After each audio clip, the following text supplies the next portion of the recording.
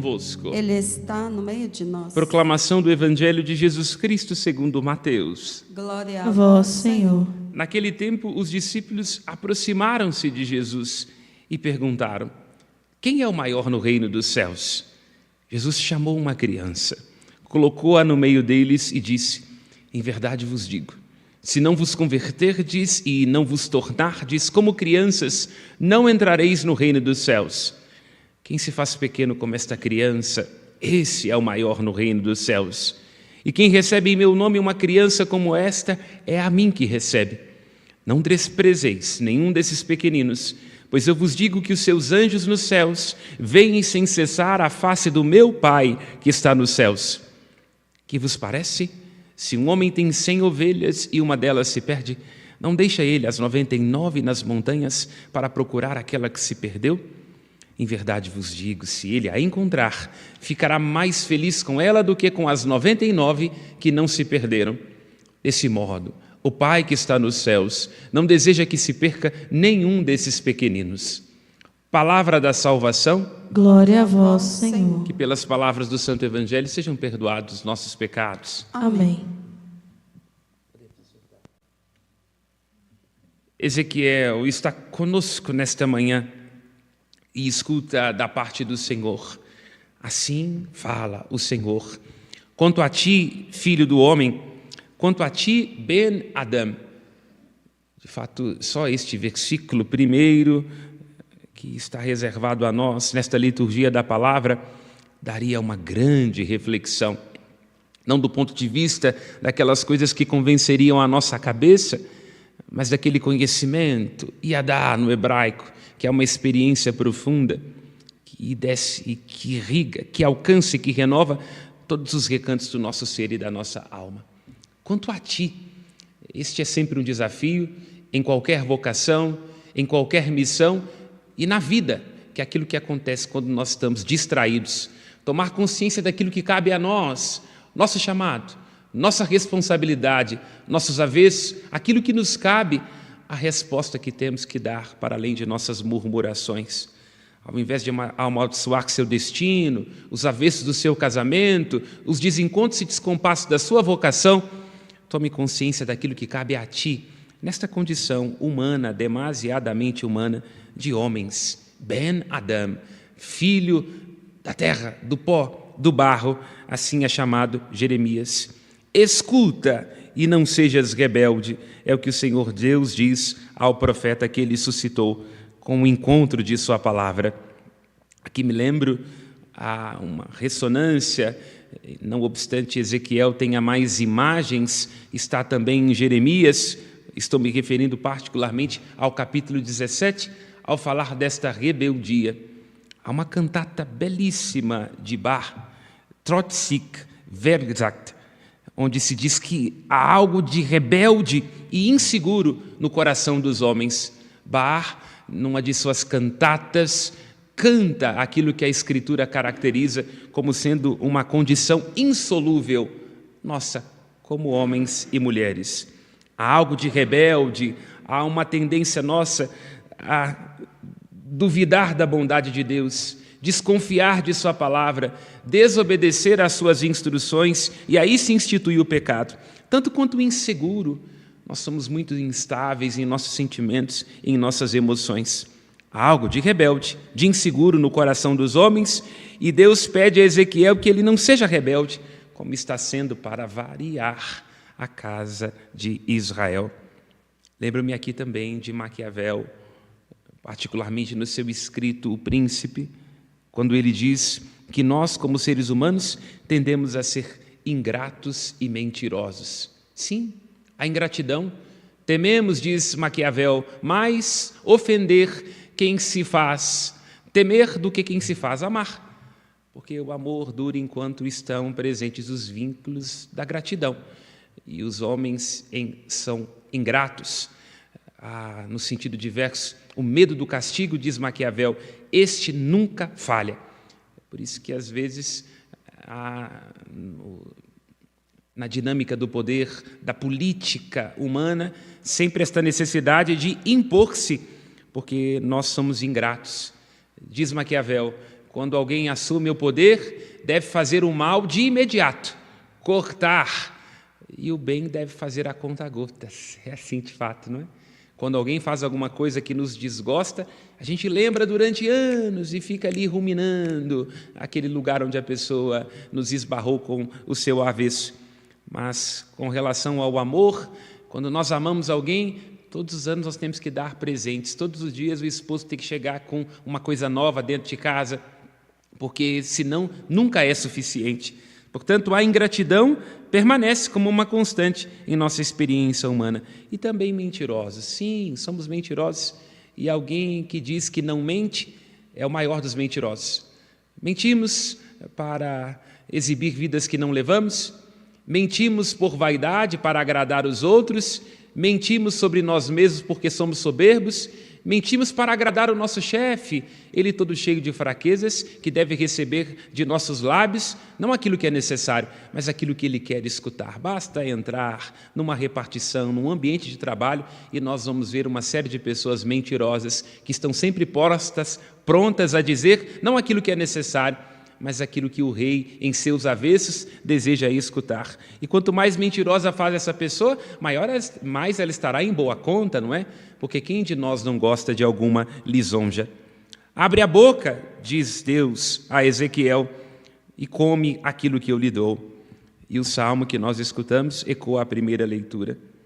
O salmo 118, 119, todo dedicado à palavra de Deus. Cada um dos versículos deste salmo é uma composição poética sobre a palavra de Deus. No versículo 131, assim diz: abro a boca, porque aspiro largamente, estou ávido dos vossos mandamentos. Esta experiência que é a nossa, de ter que continuamente nos abrirmos a aspirar para que a palavra de Deus nos preencha. É isso mesmo, num horizonte semântico, a atmosfera é genesíaca. Assim como o primeiro homem, que era pó e barro, teve que deixar-se preencher pelo ruá de Deus, pelo seu sopro, pela sua palavra, e só a partir deste sopro se torna Nefesh Hayah, ser vivente, ser que respira. Assim todos nós, para respirarmos bem, temos que nos deixar encher, preencher por este sopro de vida que o Senhor nos envia, este sopro que vem da sua palavra que nos preenche. E o que é que Ezequiel deve comer? Ele deve comer lamentações, gemidos e ais. Aqui me lembro do Salmo 79, 80, onde o salmista diz: Vós, Senhor, nos destes a comer o pão das lágrimas e a beber destes um pranto copioso. Vemos a beleza do modo como Deus ama e age, para iluminar também o modo como nós devemos amar e agir. O Senhor Deus ama dando falta. Às vezes é isso. Se lá na infância você dá ao seu filho o alimento do desgosto, ele certamente não vai ser alguém enchendo o saco no seu ambiente de trabalho. Porque uma criança que não for ensinada a comparecer diante dos próprios sentimentos, que não tiver limites, que imaginar que os outros estão aí apenas para a sua satisfação, certamente será um adulto pirracento no seu ambiente de trabalho, nos seus relacionamentos, no seu casamento. O Deus de Israel dá ao profeta para comer lamentações, gemidos e ais, porque o amor também nos faz alimentar daquilo que a gente não gosta. Às vezes, nós temos que amar aquilo que não é amável, colocar amor para encontrar amor, e é isto que, em linguagem metafórica, está apresentado na primeira leitura. No momento em que Ezequiel, tomando conta de si, consciência de si, quanto a ti, no momento em que ele se alimenta desta palavra, destas lamentações, desses gemidos, destes ais, do Deus que ama, provocando, convidando a resposta nos seus lábios, é doce como mel. Doce como mel. Aqui, esta metáfora quer dizer que a palavra do Senhor Deus é sempre agradável, é sempre fonte de benefícios. Ao nos alimentarmos da palavra de Deus, nos deixarmos encher por Ele, nós encontramos uma satisfação profunda e um benefício espiritual. Aqui temos que passar da profecia à poesia. Nos lembremos de Maria Bethânia, quando ela disse: se você quer ficar com o coração anestesiado, então poesia não serve. A poesia é para desinstalar. É isso de fato. A poesia, boas canções, despertam, nos provocam, nos desafiam, traduzem os nossos sentimentos. No primeiro momento, todo despertar da consciência trará as suas dores. Não há despertar da consciência sem dor, lembra Jung. Mas esse despertar, sobretudo, se tiver como companheiro a palavra de Deus, nos traz uma satisfação profunda e um benefício espiritual. E esta palavra, o profeta se alimenta dela, ela enche as suas entranhas, ou seja, ela mexe com o profeta e também na vida de cada um de nós, com a nossa predisposição em relação à vida. Lá naquele lugar onde as nossas vísceras estão revolvidas pela rebeldia, nós somos visitados pela graça de Deus. Aqui seja permitido introduzir a crítica dos profetas, porque às vezes nós queremos fazer muitas coisas, muitas novenas, nós nos enchemos de ritos e de cortesias e estamos inchados, e isso não nos satisfaz. Os profetas nos ajudam a perceber, não é sobre aquilo que você faz ou que deixa de fazer, mas é sobre o tipo de gente que você é. Não adianta nada, nós fazemos essa ou aquela novena, temos essa e aquelas práticas, incharmos de ritos. Não é sobre o que nós fazemos ou deixamos de fazer, mas é sobre o tipo de gente que a gente permite que Deus, com a sua graça, com a sua palavra, nos faça ser. Por isso Jesus diz, no Evangelho de João, diz a Nicodemos, cheio de si, é preciso esvaziar-se, Nicodemos, anothen, é preciso nascer de novo, porque senão não dá para entrar no reino dos céus. E aí vamos ao Evangelho. Os discípulos se aproximam-se de Jesus e perguntam, como é que a gente faz para estar inchado? Quem é o maior? Quem será aquele com as credenciais? Quem poderá mandar nos outros? Quem poderá, dentro desta empresa, punir os outros com as suas imperfeições e com as suas meninices ressentidas? E Jesus, então, pega uma criança, coloca no meio. A criança, que é um sagrado dizer sim, ele diz, só entra no reino dos céus, o reino dos céus é como aqueles que são como as crianças. Porque a criança se lambuza, né? Nós, quando estamos ensinando uma criança, quando ela está crescendo, a gente tem que tomar cuidado com as palavras que a gente diz, porque as crianças assimilam tudo muito rapidamente. Assim devemos ser nós, nessa infância espiritual, lembremos de Santa Teresinha, nos deixar conduzir e encher da palavra de Deus. A criança contrasta com este ímpeto em nós de querermos ser grande, e só quer ser grande alguém que não tem consciência do próprio valor, da grandeza que vem do fato de que nós somos feitos filhos adotivos, filhos amados de Deus. Aqui me seja permitido mais uma vez, para aprofundarmos o sentido do que estamos meditando, ir à poesia, aquela música belíssima de Milton Nascimento, Bola de Meia, Bola de Gude, onde ele diz, há um menino, há um moleque morando em mim, sempre no meu coração. Toda vez que o adulto balança, o menino vem e me dá a mão. Muito belo isso, né? Nós, nesse nosso desejo de grandeza, estamos o tempo todo balançando, né? Homens velhos com vícios de criança. Temos que encontrar em nós esse menino, esse moleque, que quando nós balançamos nos dá a mão e insiste, Milton Nascimento. Esse menino me fala de coisas bonitas, das coisas que eu realmente acredito, que não deixarão de existir.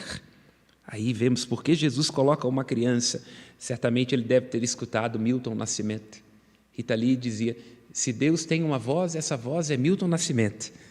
Este menino diz, da amizade, da palavra, do respeito, do caráter, da bondade, da alegria e do amor. Pois não posso, não devo, não quero viver com toda essa gente que insiste em viver. Não posso aceitar sossegado qualquer sacanagem ser coisa normal. Assim canta Milton Nascimento, nos reconciliemos com a criança que nós trazemos em nós, essa criança que nos abrirá na sua simplicidade, no amor, na amizade, na palavra, no respeito, no caráter, na bondade e na alegria. Esta criança que nos dá a mão, e ela, assim está Ezequiel, os profetas, também cada um de nós, feitos profetas pelo batismo, nós não podemos aceitar que qualquer sacanagem, no nosso ambiente de trabalho, com pessoas feridas, em nossos relacionamentos, em nosso país, em nossa igreja, não podemos aceitar que qualquer sacanagem qualquer ímpeto de quem pune os outros com as suas imperfeições, que usa do poder como uma usurpação, não podemos aceitar que isto seja coisa normal. E o Senhor Jesus nos convida a olhar para o Pai que está nos céus, porque os anjos deste Pai guardam a singeleza e a pureza das crianças. O Pai que está nos céus não deseja que nenhuma delas se perca, porque as ama. Nestas crianças estão as suas ovelhas. Nestas crianças travessas, ele se deleita. É o que diz o final do Evangelho de hoje. Não quer que nenhuma se perca. E o Evangelho fecha a perspectiva dos profetas, lá no livro do Deuteronômio, quando o Senhor Deus compara o seu amor às asas de uma águia sobre os seus filhotes, incitando-os a voar. O Senhor Deus que guarda estas crianças rebeldes, como Israel era rebelde, nós somos rebeldes, como a pupila dos seus olhos. Que o nosso coração, onde há tantas rebeldias e inseguranças, possa ser restaurado pela graça de Deus. Diante dele e do seu olhar, no colo da Mãe em Piedade, reconheçamos, há um menino, há um moleque morando em nós, sempre no nosso coração. Toda vez que nós balançarmos, este menino, vejamos as mãos de Nossa Senhora da Piedade, este menino nos dá a mão. Louvado seja nosso Senhor Jesus Cristo. Para sempre seja louvado. Aos céus nossas preces.